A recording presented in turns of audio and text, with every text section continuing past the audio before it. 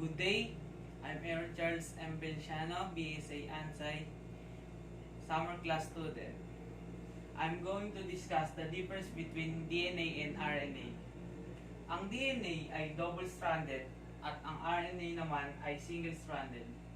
DNA is large with millions of nucleotides and RNA is small with hundreds to thousands of nucleotides.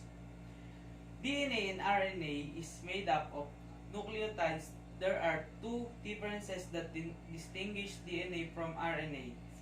RNA contains the sugar ribose while DNA contains the slightly different sugar deoxyribose, a type of ribose that lacks one oxygen atom, and RNA has the nucleobase uracil while DNA contains thymine.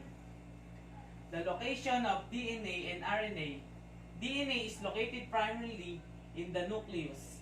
RNA is primarily outside the nucleus in the cytosol and ribosomes.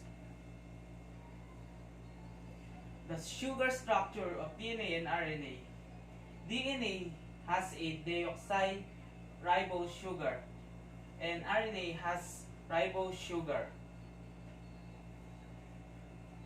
The nitrogenous bases of DNA and RNA. DNA has adenine, guanine, cytosine, and thymine.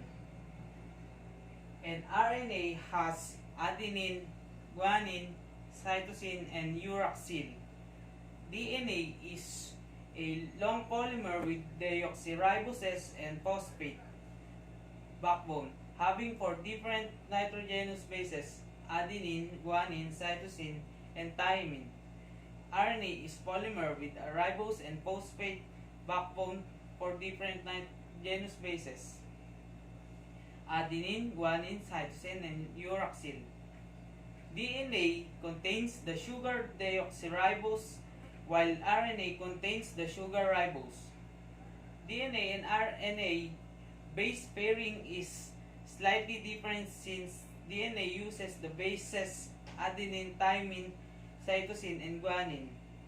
RNA uses adenine, uracil, cytosine, and guanine. Uracil differs from thymine in that it lacks a methyl group on its ring.